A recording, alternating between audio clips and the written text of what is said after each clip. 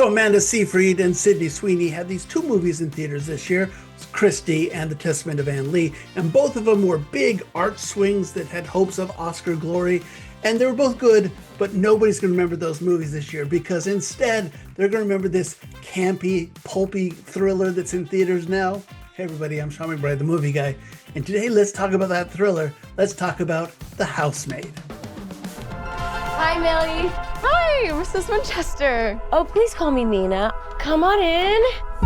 So why do you want this job? I just really enjoy being a housemaid. For the right families, of course. You know this is a live-in position, right?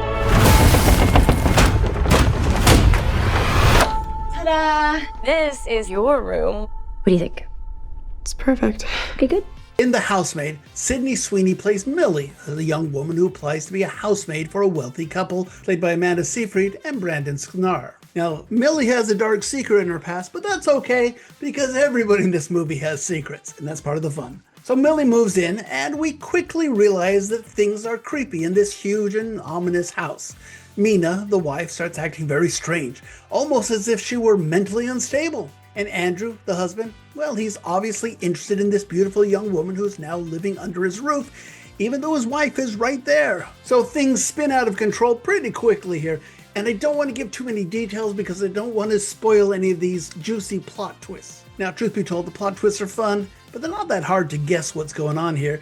And suffice it to say that the story devolves into a lot of pulpy chaos, but in a campy good way. Now, this only works because Sweeney and Seyfried are fully committed to the project. They lean into the crazy, and both ladies are talented enough that it's easy to go with them along for the ride.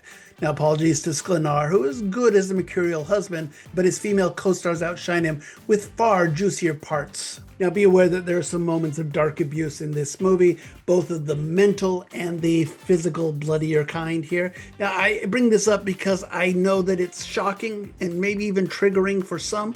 It's also pretty predictable, though, as the film ultimately needs some sisterhood moments at the end, and suffering from abuse is a shortcut to get some of those "you go girl" audience vibes. But be aware, there are lots of abusive moments in this movie. Now, if I'm being honest, this is one of those movies that just doesn't really stand up to inspection after you leave the theater. I mean, strange things happen, they just don't make a whole lot of sense. Lots of plot holes here, lots of story coincidences, plus characters that are only motivated by surface level events.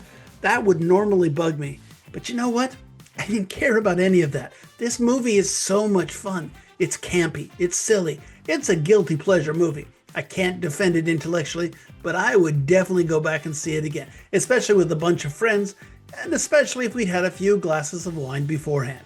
I give The Housemaid 3 stars out of 4. So this is one of those movies that's kind of a girls' night out movie. I can see a bunch of women really liking this. I can also see a lot of their boyfriends just shaking their heads going, okay, I'm putting up with this, but I don't want to see this. But I'm curious, if you go see this, comment below. Tell me what you think of it. I had a lot of fun. What can I say? Be sure also to subscribe to my channel so you get all of my reviews just as soon as they come out.